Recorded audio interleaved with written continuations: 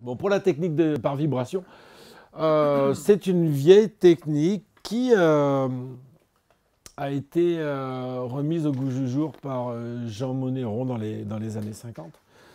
Euh, elle fait pour principe, elle a pour principe. C'est un peu comme, et ça vous arrive jamais d'avoir des paquets de fils et puis essayer de tirer comme ça.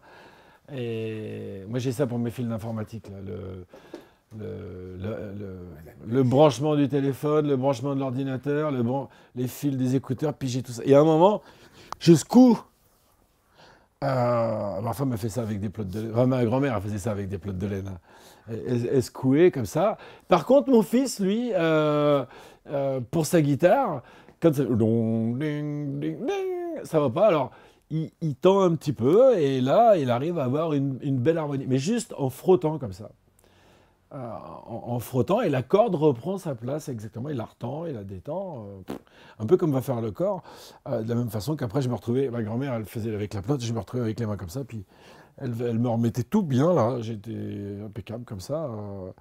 Et des fois, c'est vrai que des fois, en secouant mon paquet de fils pour l'informatique et les écouteurs, il faut que je mette un petit peu d'attention spécifiquement à certains endroits où il y a un petit nœud. Mais bon, globalement, on arrive à démêler tout ça. Donc le principe est exactement le même avec ça, c'est que on va avoir 14 points sur le corps que l'on va étudier les uns après les autres. On fera ça après le café. On va avoir 14 points et on va faire vibrer soit les muscles, soit les os, soit des tendons ou des ligaments. Des tendons qui sont une sorte de... C'est le bout du muscle, c'est-à-dire c'est de l'aponévrose musculaire qui devient sans fibre contractile, qui s'attache sur l'os.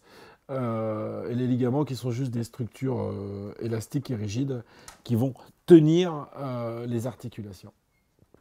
Donc on va pouvoir sur ces trois structures euh, les faire vibrer.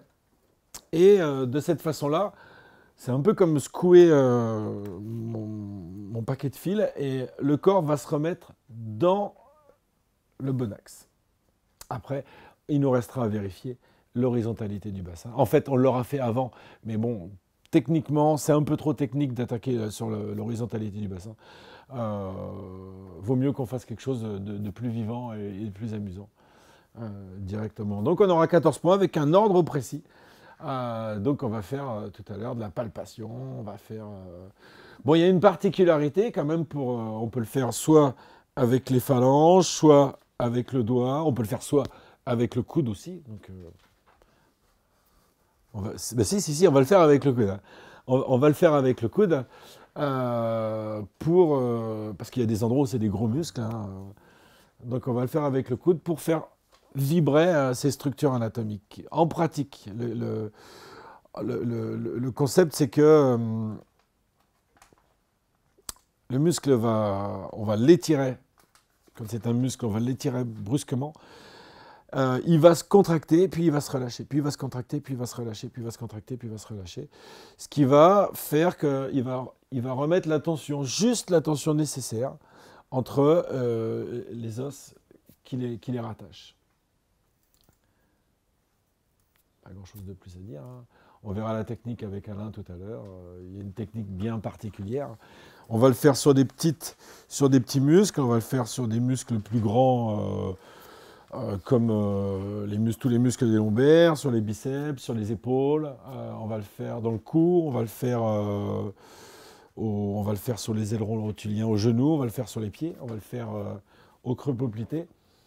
Euh, on va en faire plein de choses. Ça va nous occuper une bonne partie de la journée quand même.